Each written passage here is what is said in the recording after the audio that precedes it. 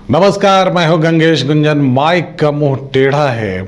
अरसे के बाद हम इस कार्यक्रम को लेकर आए हैं, लेकिन अब नियमित आएंगे आपके पास। माइक का मुंह टेढ़ा है, जैसे कि हम आपको बताते रहे हैं कि सियासत में बहुत सारी ऐसी बातें होती हैं जिसके बारे में आप तय नहीं कर पाते कि वो कब कहाँ किस रूप में ट्विस्ट हो जाएंगी। वो कहाँ ट्विस्ट होती हैं और कहाँ से वो बातें सच्ची हो जाती हैं, ये सब कुछ हम आपको समय से पहले बता देंगे या उसके अंदाज को समझाने की कोशिश करेंगे। इस कार्यक्रम में थोड़ा सा व्यंग का सहारा लिया जाएगा, इसलिए जिनके दिल पे ये बात लग जाए उनको ये समझना चाहिए कि इस कार्यक्रम का नाम है माइक का मुंह टेढ़ा है। हम आपको आज बताएंगे कि बिहार में जो एक बहुत घोषित शब्द चर्चा में है वो पलटने को लेकर है, पलटू राम को लेकर है, या पलटू राम किसको कहा जाता है, किसने किस आरोप के रूप में कहा है, ये तमाम बातें आप जानते हैं। लेकिन हम आज एक पलटने वाले नेता की कहानी आपको सुनाएंगे जिनको 1 नंबर पर रखा जाए या 2 नंबर पर रखा जाए, ये तय करना थोड़ा मुश्किल है। इसके अलावा हम आपको ये बताएंगे कि ढुल्लू महतो के पोस्टर्स लगाएंगे कौन? सरयू राय। आप चौंकेंगे, ढुल्लू महतो के पोस्टर्स लगाएंगे सरयू राय। अंदर की कहानी आपको बताएंगे, उसकी वजह क्या है ये बताएंगे। इसके अलावा कैंची पप्पू पर चल गई या कैंची पप्पू को मिल गई, ये हम पूर्णिया में क्या कुछ हुआ इसके बारे में आपको बताएंगे। और एक ख़ास खबर ये कि इस समय जबकि सियासत की चर्चा चारों ओर हो रही है, कौन है जो सिर्फ गीत पर ध्यान दे रहा है। अगर वो चुनाव लड़ रहा होता तो या लड़ रही होती तो क्या कर रही होती और इस समय क्या कर रही है, इस पर हम चर्चा करेंगे आज के कार्यक्रम में। सबसे पहले पलटू मार या पलटी मार नेता की बात करते हैं। मुकेश सहनी एक बार फिर राजद के साथ जुड़ गए हैं, या हम कहें कि महागठबंधन के साथ या इंडी गठबंधन के साथ जुड़ गए हैं। अब मुकेश सहनी महागठबंधन में जुड़े हैं या उनके पास फाइनली कोई रास्ता नहीं था, इसलिए किसी न किसी गठबंधन में वो उन्हें जुड़ना ही था, इसलिए वो आखिरी विकल्प के रूप में जुड़े हैं। लेकिन चुनाव से पहले फाइनली वो महागठबंधन से जुड़ गए हैं। लेकिन उनकी कहानी क्या कहती है? उनकी कहानी को हम अगर बताएं तो वो एनडीए और महागठबंधन के बीच में, दोनों गठबंधन के बीच में कई बार बैडमिंटन की शटल की तरह कभी इधर कभी उधर होते रहे हैं। तो जब आप आरोप लगाते हैं पलटू मार की या पलटने की, तो सिर्फ एक नेता नहीं है बिहार में, कई नेता हैं जिन्हें पलटने में महारत हासिल है। और यही वजह है कि पलटना जो है वहाँ की सियासत की मजबूरी है या पलटना वहाँ की सियासत की ज़रूरत बनती जा रही है। तो मुकेश सहनी जब आज महागठबंधन में जुड़े तो अब वो महागठबंधन में रहकर प्रचार करेंगे महागठबंधन का और मोदी के खिलाफ। लेकिन पिछले चुनाव की अगर आप चर्चा करें तो पिछले चुनाव में कहानी कुछ और थी। एक बार ऐसा भी हुआ कि महागठबंधन, जब ये महागठबंधन हुआ करता था, अब तो इंडी गठबंधन है, तब वो अपने अपमान से इस कदर नाराज़ थे कि उन्होंने बीच पीसी में अपनी नाराज़गी जाहिर की थी। पीसी से बाहर, पीसी में शामिल नहीं हुए और अपनी नाराज़गी व्यक्त करते हुए वो बाहर हो गए थे महागठबंधन से। तो आखिर इतने कम दिनों में होता क्या है, सियासत किस रूप में बदलती है, ये समझने की ज़रूरत है। तो बिहार में गठबंधन की जो कहानी है या बिहार में पलटने की जो कहानी है वो बिल्कुल अलग है। वैसा झारखंड में भी नहीं है, कई प्रदेशों में आपको ऐसा देखने को नहीं मिलेगा। उत्तर प्रदेश में 1-2 नेता हैं ऐसे, लेकिन बहुत कम प्रदेशों में ये स्थिति आपको देखने को मिलेगी। बड़ा सवाल ये है कि मुकेश सहनी को मिलता क्या है और मुकेश सहनी आखिर क्यों, अभी की स्थिति को देखते हुए क्या आपको लगता है कि मुकेश सहनी के पास आखिरी विकल्प ही शायद यही था? क्योंकि ये तो मानना पड़ेगा कि ये चुनाव जो है एक तरह से बाइपोलर होगा। एक तरफ दूसरी सारी पार्टियां एकजुट होती हुई दिख रही हैं और एक तरफ एनडीए की सारी पार्टियां हैं, एनडीए के सारे लोग हैं। बहुत साफ है कि वो बाइपोलर, और इसमें जो इन दोनों गठबंधन से बाहर रहेगा उसके लिए सरवाइव करना बहुत मुश्किल हो जाएगा। इम्पॉर्टेंट क्या है? इम्पॉर्टेंट ये है कि नेतृत्व, समाज में नेतृत्व का अभाव धीरे धीरे आपको दिखाई पड़ रहा है। समाज में एक बड़े छत्र के नीचे खड़ा होकर अपने को बड़ा बताने की कोशिश जारी है, और यही वजह है कि नेतृत्व नए लेवल पर उभर नहीं पा रहा है, उठ नहीं पा रहा है। तो मुकेश सहनी, अब आप ये डिसाइड करें कि वो पलटू मार हैं, पलटने वाले नेता हैं, या वो वाकई उनकी सियासत है या एक सिद्धांत है जिसकी वजह से उनको पलटना पड़ रहा है। इससे पहले नीतीश कुमार को लेकर काफ़ी कुछ बातें इसी तर्ज पर कही गई। हम अपने दूसरे सब्जेक्ट पर आएंगे। ढुल्लू महतो और सरयू राय की एक लड़ाई सामने आ रही है झारखंड में। आखिर इसकी ज़रूरत क्यों है? ढुल्लू महतो धनबाद में है और सरयू राय जमशेदपुर से अपना चुनावी जो भी उनका क्षेत्र है वो जमशेदपुर है। फिर अचानक सरयू राय धनबाद की सियासत में कैसे पहुंच गए? हालांकि झारखंड की सियासत में उनका कद बड़ा है निश्चित रूप से, और ऐसे में उनका धनबाद की सियासत में पहुंचना बहुत आश्चर्यजनक नहीं भी लग सकता है, लेकिन सियासी क्षेत्र चूंकि अलग अलग है तो उसमें जो वोटिंग पैटर्न है, जो वोट की चीज़ें हैं, उसमें वो क्या करने गए। तो उनकी नाराज़गी, दरअसल सरयू राय की जो नाराज़गी है वो ढुल्लू महतो से थी।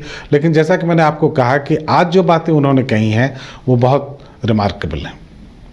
उन्होंने कहा कि वो पोस्टर लगवाएंगे, बैनर्स, और पूरे धनबाद में पोस्टर लगा देंगे। तो आप ये सोच रहे होंगे कि शायद उनके पक्ष में लगाएंगे, ऐसा बिल्कुल नहीं है। दरअसल उनका कहना है कि उन्होंने जो आरोप ढुल्लू महतो पर लगाए हैं वो तमाम तरह के आरोप वो वहाँ की दीवारों पर चस्पा कर देंगे, और ये नाराज़गी इसलिए है कि ढुल्लू महतो ने उन्हें लीगल नोटिस भेज दिया है। जिस तरह से उन्होंने आरोप लगाया था उसको देखते हुए उनको लीगल नोटिस भेजा है, और लीगल नोटिस की से वो इतने नाराज़ हो गए कि उन्होंने कहा कि लीगल नोटिस कूड़ा में फेंकने लायक है और इसलिए मैंने उसे कूड़े में फेंक दिया है, और अगर वो चैलेंज करना चाहते हैं तो सीधे कोर्ट में आए। लीगल नोटिस भेजने की कोई ज़रूरत नहीं है, सीधे कोर्ट में आमना सामना करें और मुकाबला करें। लेकिन ढुल्लू महतो अपनी चाल एक तरह से कह सकते हैं बढ़ा चुके हैं। ढुल्लू महतो इसके पहले किसी भी तरह से सख्त लहजे का इस्तेमाल सरयू राय के खिलाफ नहीं कर रहे थे, लेकिन उन्होंने स्टेप ज़रूर उठाया है और अपनी विश्वसनीयता कायम करने की कोशिश धनबाद में की है। जब से ढुल्लू महतो को टिकट मिला है धनबाद से, तब से वो विवादों में हैं। वहाँ के कई नेता, कई लोग ऐसे निकल कर आए हैं, उसमें एक आध भाजपा के कार्यकर्ता भी हैं जिन्होंने अपनी नाराज़गी सरेआम व्यक्त की है उनके खिलाफ। ढुल्लू महतो चौंकाने वाले नाम ज़रूर हैं, चूँकि अब तक वहाँ पर जो कैंडिडेट्स खड़े किए जाते थे वो उसमें राजपूत डोमिनेंस ज़्यादा दिखता था, लेकिन ढुल्लू महतो एक ऐसे नाम के रूप में उभरे हैं जिनकी कोई उम्मीद नहीं कर रहा था, और उन्हें अगर टिकट मिला है तो उनके लिए चुनौती इस बार बड़ी है।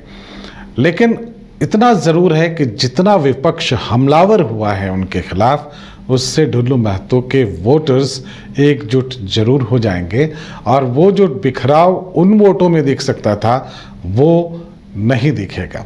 इम्पॉर्टेंट क्या है? इम्पॉर्टेंट ये है कि सरयू राय कई बड़े मोर्चों पर जीत चुके हैं, कई बड़े नेताओं के खिलाफ जीते हैं। रघुवर दास मुख्यमंत्री थे, उसके बावजूद उनके क्षेत्र में जाकर, जमशेदपुर के उस क्षेत्र में जाकर जहां से रघुवर दास जीतते थे, उस क्षेत्र में जाकर उन्होंने उनको हरा दिया, और एक तरह से रघुवर दास का जो पॉलिटिकल करियर है उसको एक बड़ा डेंट उन्होंने दिया था। लेकिन अब समझने वाली बात यह है कि सरयू राय का कद और रघुवर दास का कद उस समय ऐसा दिखता था कि वो मुख्यमंत्री के खिलाफ लड़ रहे हैं, तो एक सहानुभूति उनके साथ थी। लेकिन ढुल्लू महतो का कद उतना बड़ा नहीं है कि सरयू राय जब उनसे लड़ेंगे तो वो तमाम सहानुभूति सरयू राय के पास चली आए। तो फिर क्या होगा? इस लड़ाई का फायदा ढुल्लू महतो को ज़्यादा मिलेगा। और इस बार पॉलिटिकल, हालांकि वो खुद भी पॉलिटिकल समझ बहुत अच्छी रखते हैं सरयू राय, लेकिन इस लड़ाई का फ़ायदा अल्टीमेटली अगर ढुल्लू महतो कैश करना चाहेंगे तो उनके पक्ष में जाता हुआ आपको ज़्यादा दिखेगा। ये भविष्यवाणी नहीं है, मामूली सा आकलन है। तो मतलब ये है कि सरयू राय पोस्टर्स लगाने की तैयारी कर रहे हैं धनबाद में, और वो भी ढुल्लू महतो के खिलाफ। उनका कहना है कि हम ऐसा कर सकते हैं, और उन्होंने खुली चुनौती दी है कि आप अदालत में आइए और लीगल नोटिस भेजने की ज़रूरत ही नहीं है आरोपों पर। दरअसल सरयू राय ये सोच रहे होंगे कि उन्होंने जो आरोप धनबाद में जाकर लगाए थे उसके बाद तो वो कहानी शायद वहीं ख़त्म हो गई, लेकिन ऐसा हुआ नहीं। लेकिन एक इम्पॉर्टेंट फैक्टर यहाँ पर ज़रूर है कि धनबाद में एक ढुल्लू महतो के खिलाफ कौन खड़ा हो, इसको लेकर भी कई तरह की चर्चाएं हैं। और जेएमएम ने एक बात ज़रूर कही थी कि अगर सरयू राय को कांग्रेस सपोर्ट कर दे तो जेएमएम भी सपोर्ट करेगा, कर सकता है। तो वैसी परिस्थिति में क्या ये जो लड़ाई है सरयू राय को उस मैदान तक पहुंचा सकती है? इस पर सबकी नज़र होनी चाहिए, इस पर हमारी भी नज़र रहेगी, आपकी भी नज़र होनी चाहिए। अब बात करेंगे पूर्णिया की। पूर्णिया में पप्पू यादव को अभी तक अब उन्हें हालांकि चुनाव चिन्ह मिल गया है, और वो चुनाव चिन्ह है कैंची का। पप्पू यादव से बहुत कहा गया कि वो अपना नॉमिनेशन वापस लें। वो वहाँ के इंडी गठबंधन के तौर पर चूँकि आरजेडी के उम्मीदवार घोषित हो चुकी हैं, तो बहुत स्वाभाविक है कि उनको ये कहा गया था कि आप अपना नाम वापस ले लें, लेकिन ऐसा उन्होंने नहीं किया। और अब उनके लिए समक्ष बड़ी चुनौती ये है कि क्या कांग्रेस फ्रेंडली फाइट की इजाज़त उनको देगी? ऐसा लगता नहीं है, क्योंकि कांग्रेस ने ही कहा था कि आप अपना नाम वापस ले लीजिए। इसके बावजूद पप्पू यादव नहीं माने, क्योंकि पप्पू यादव पिछले 2-3 वर्षों से निश्चित रूप से पूर्णिया में वो लगातार अपने लिए फील्डिंग कर रहे थे, लगातार वो अपने मतदाताओं के संपर्क में थे। वहाँ के जो उनके पुराने जो संपर्क थे उनसे उन्होंने तो तमाम तरह के संबंध स्थापित किए थे, और उन्हें इस बात का पूरा भरोसा है कि वो यहाँ पर जीत जाएंगे, पूर्णिया में जीत सकते हैं। लेकिन अभी तक उनके जब अगर गठबंधन की बात हम करें, इंडी गठबंधन की बात करें, तो ये एक डेंट है और ये एक परेशानी का सबब है।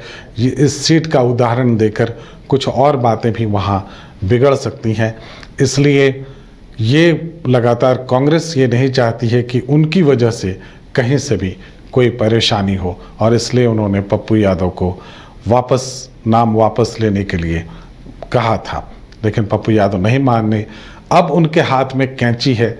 ये कैंची कांग्रेस और उनके संपर्क को भी काट सकती है, और ये कैंची उन्हें पब्लिक के साथ जोड़कर उन्हें जिता भी सकती है। क्या सच्चाई होगी, क्या कुछ होगा, इस पर आपकी और हमारी नज़र रहेगी। एक खबर ये कि अंबा प्रसाद जो यहाँ की एमएलए हैं, वो अंबा प्रसाद की इस बात की बहुत चर्चा थी उनके नाम को लेकर कि क्या वो हजारीबाग में खड़ा होंगी, लेकिन ऐसा नहीं हुआ। वहाँ जेपी पटेल खड़ा हो गए कांग्रेस की तरफ से, बीजेपी से जाकर। तो अंबा प्रसाद क्या कर रही हैं, कौतूहल है। ईडी का सामना तो कर ही रही हैं वो, इसके अलावा वो सरहुल का गाना भी गा रही हैं, और उन्होंने इस गाने को रिलीज़ किया है बाकायदा, और गाकर भी सुनाई कुछ पंक्तियाँ उन्होंने। तो ये भी दिलचस्प है, इसलिए कि चुनाव के समय में हमारे यहाँ कहा जाता है कि किसकी शादी में किसके गीत। लेकिन चुनाव के समय में कोई पॉलिटिशियन म्यूज़िक एल्बम जारी करे, ये तो बेहद दिलचस्प बात है। तो ये उनका कॉन्फिडेंस है, और सियासत में उनके लिए कितना फ़ायदेमंद हो सकता है, नहीं हो सकता है, ये तो वक्त ही बताएगा। फ़िलहाल उनके गीतों का आप आनंद ले सकते हैं। उन्होंने बाकायदा प्रेस कॉन्फ्रेंस करके अपने एल्बम को रिलीज़ किया है। करियर का एक दूसरा एस्पेक्ट भी उन्होंने अपने लिए खोल लिया है। हम उन्हें शुभकामनाएं देना चाहेंगे। अंतिम चर्चा ये कि नीतीश कुमार ने पैर छुए प्रधानमंत्री के, इस बात की बड़ी चर्चा है, और विरोधी नीतीश कुमार पर खूब तंज कस रहे हैं इस बात को लेकर। हालांकि जो तस्वीरें हैं वो इस बात की तस्दीक नहीं करती कि उन्होंने पैर छूने या मतलब आशीर्वाद लेने के पॉइंट ऑफ व्यू से पैर छुआ हो। वो आपसी बातचीत के सिलसिले में उन्होंने हाथ ज़रूर वहाँ रखा है, ये तस्वीरें बताती हैं।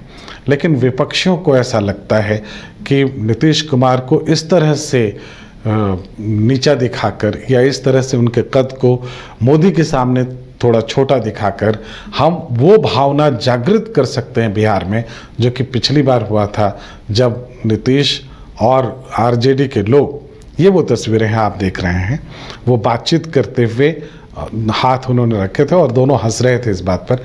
लेकिन वो तस्वीरें आप याद कीजिए उस समय की, जब नीतीश कुमार और आरजेडी दोनों साथ मिलकर मोदी के खिलाफ लड़ रहे थे, तो एक मुद्दा डीएनए का उठा था और उससे फ़ायदा हुआ था आरजेडी और जेडीयू को उस वक्त। तो अब मोदी के कद के सामने नीतीश को नीचा दिखाकर तेजस्वी पर्टिकुलरली ये चाहेंगे कि वो मोदी के खिलाफ खुद को ही सबसे बड़ा नेता स्थापित करें, और नीतीश का कद छोटा दिखाकर वो बिहार में अपने आप को सर्वमान्य नेता के रूप में स्थापित करना चाहते हैं।